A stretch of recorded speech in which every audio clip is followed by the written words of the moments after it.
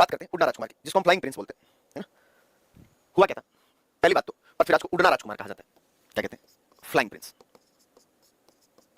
फिर हम बात करें, इनकी पत्नी थी जिसका नाम था तारा। क्या नाम था, तारा। वो आजीवन अजमेर दुर्ग में रही थी, इस कारण हम अजमेर के दुर्ग को तारागढ़ कहते हैं। तो ध्यान रखना, इन्हीं की पत्नी के कारण अजमेर के दुर्ग का नाम क्या पड़ गया, तारागढ़। तो हम बात करें, इनकी पत्नी तारा आजीवन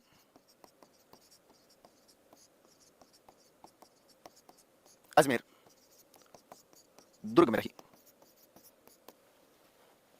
इस कारण इसे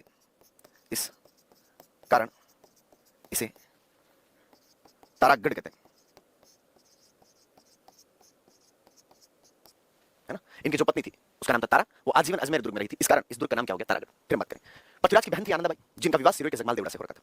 जगमाल देवड़ा आनंदाबाई को खूब परेशान करता था। जब पानी सर के ऊपर से निकल गया तो एक दिन आनंदाबाई ने लेटर लिखा पृथ्वीराज को। बोलो, सुना है भाई, आप जहां से गुजरते हो वहां की सेनाएं सरेंडर कर देती है। आपकी बहादुरी के किस्से बच्चा बच्चा जानता है, लेकिन आपको पता होना चाहिए कि आपकी एक बहन बहुत दुख पा रही है।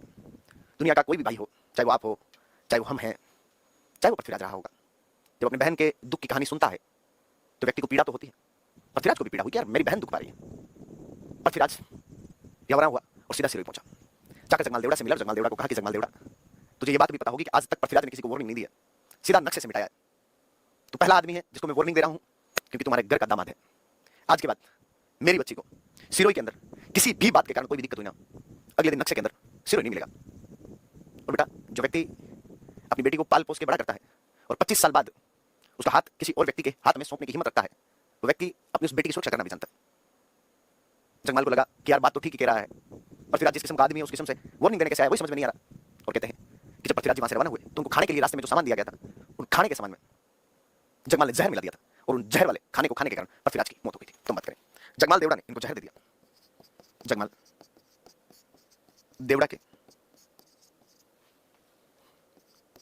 जहर देने के कारण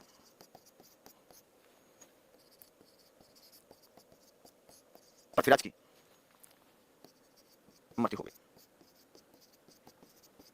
किसने जहर दे दिया, जगमाल देवड़ा ने, और इस जगमाल देवड़ा के जहर देने के कारण पृथ्वीराज की मौत हो गई। तो पृथ्वीराज की छतरी बनाई गई। बात करते हैं पृथ्वीराज की छतरी। तो पृथ्वीराज की छतरी थी कुंभलगढ़। कहां पर, कुंभलगढ़।